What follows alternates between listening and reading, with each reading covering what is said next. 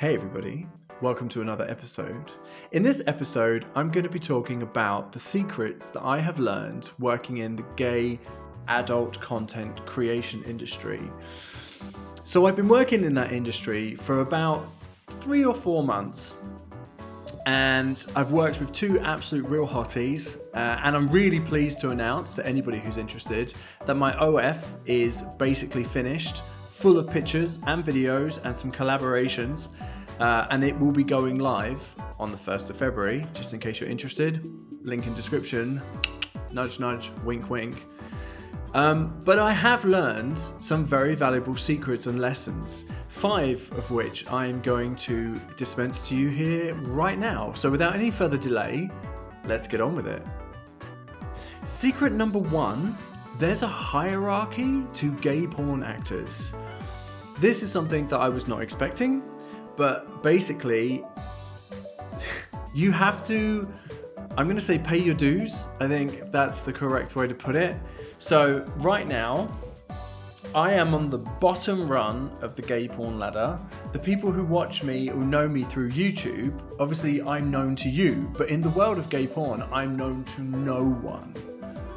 And what I found is that the people who are sort of partially known or mediumly well known or very well known, they won't consider, in my experience so far, working with someone lower on the ladder. I've messaged 20, 30 different guys who are more well known than me, and I have received very little reply. However, there is like a dance that we do, which I was also surprised about. So, on my Twitter, or X, or whatever it's called these days, I follow them and message them, then they follow me back, and it's like an examination to see the type of content that I post and to see the kind of stuff that I'm into. And then maybe I'll get a reply or a little message that says hi, and it's kind of like I know that you exist. And then we sort of do this like little dance of will we, won't we, which is interesting. But I repost their content, they repost my content, and you start to build like a brand. But essentially, because I'm unknown, I am at the bottom run of the ladder, and I need to work my way up. And actually, my favorite gay porn star, his name is Oliver Hunt. He's a big buff, sexy dude. I started looking at some of his old work, which obviously was purely just for research purposes. But actually, I can see that he's done the same thing where he's had to pay his dues. Because if I look at his old work from like, I don't know, 3-4 years ago, he's working with guys who are essentially unknown porn actors. And then as I've like watched him through the time that I've like known of him, he's like got bigger and buffer and more subscribers and more followers on X, and yeah, he's been hitting the gym, and he's gone from like a cute little twink into like a big buff manly guy, and he's just slowly worked his way up the, I'm gonna say, the lubricated pole of gay porn until now he's like one of the top guys. So yeah, this is something I was not expecting, but I guess it makes sense. Just like in any other job, when you start a job, you have to work your way, like, for example, working in the mailroom to working your way up to being a director. It's exactly the same in the gay porn industry, and I was not expecting that. Okay, secret number 2. Gay porn is really hard. Everybody thinks that it's just literally like turning up, taking your clothes off, and then doing it. No. You have to learn a completely new way of, and I have to go because this is YouTube, but like basically the way I have to remember it, if the camera's on this side, I cannot put this arm anywhere that blocks the view of the camera. So essentially this arm becomes redundant. So I like be behind my back or holding on in front, but I cannot put it down here. Also, when I need to do it at an angle. And the reason why I need to do it at an angle is because the camera needs to be able to see.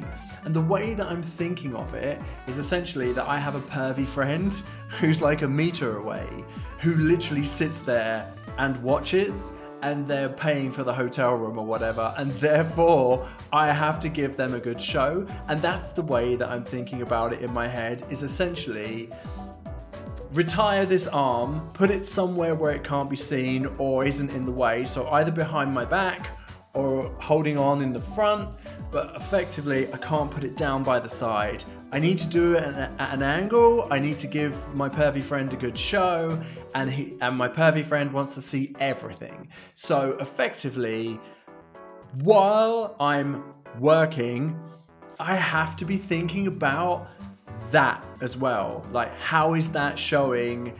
Am I too closed? Can things not be seen? What am I doing with my arm? Should I put my arm behind my back? Or should I put it at the front and be holding on? So yeah, that's really interesting. That's and it's hard. Like, you would never think that it's hard, but it's hard. So yeah, that's another secret that I've learned, is essentially, if the camera's on this side, this arm becomes redundant. Okay, secret number 3. Everything is pre-planned. I obviously went into this not knowing anything about it, but everything is pre-planned, everything is pre-agreed. You turn up somewhere and you have like a morning meeting. Like, today we're doing this, this and this, and you two will be working together and you two will be working together. And then you have a conversation about like, well, these are the things that I'm happy to do, these are the things that you're happy to do, what position do I like this, I like that. And then like everybody has a cup of tea or a cup of coffee or, bacon sandwich or something. And then you go to the place where you're going to be recording, and then you talk about like angles and light and removing shadow. And it's like, well, if we put the light here and you two are there and then you stand here, like, well, what shadows will appear on the wall? And then so lights get moved around just to reduce shadow and to make it look as professional as possible. Secret number 4, it's not all recorded in, I think the correct term is chronological order, where you have a start, a middle and a finish. I worked on 3 movies that were all about 20 minutes long with 2 really hot guys. And in the morning, I recorded 3 different beginnings. So like 3 different kissing scenes with clothes coming off and stuff like that. And then in the afternoon, I recorded 3 middle bits with like the main event. And then the ultimate scenes, how do I put this politely?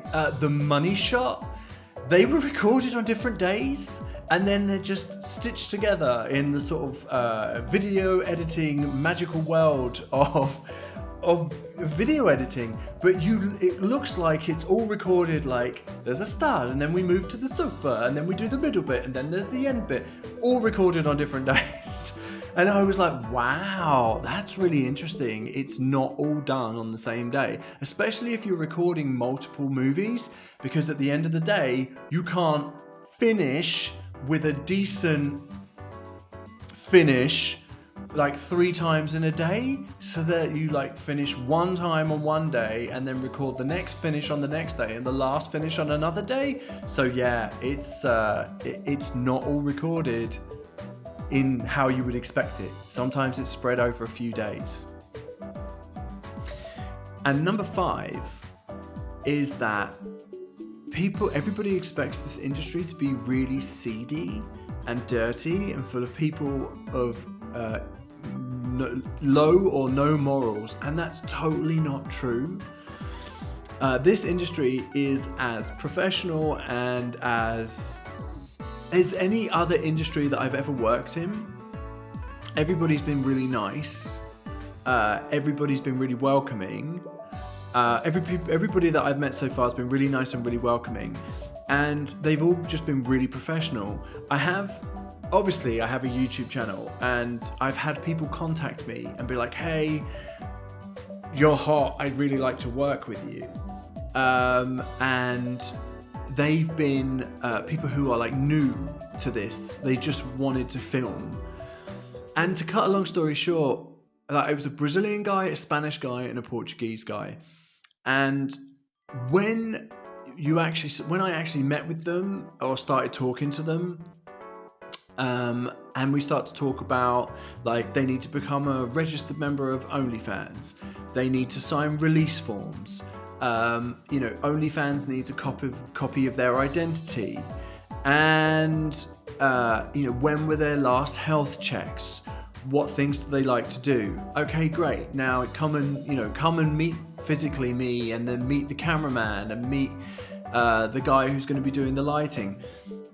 And they literally just go, what?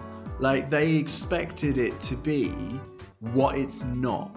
And that is just turning up, getting undressed, and then just going at it. And that's not what it is. And that's kind of a surprise to me, because I guess I kind of expected it to be like that when I started. But actually, I'm really glad that it's not like that. And I really am glad that it is as professional as it is. And I'm really glad that there are release forms, and there are like checks of who these people really are, and provide your ID and things like that. Because actually, it gives me like a sense of security, and makes me feel kind of good about it. And it doesn't feel seedy or dirty or disgusting at all. It literally just feels like going to work in any other industry. Cool, thanks for watching my video all the way to the end. As I previously did mention, my OF launches on the 1st of February, and there is a link in the description. For the first week, I'm probably going to be giving away discounts for anybody who's interested to see what I've got going on down below. So maybe I'll see you there, or maybe you'll see me there, and I look forward to entertaining you. See you soon, have a lovely weekend. Mwah! Have some bear kisses.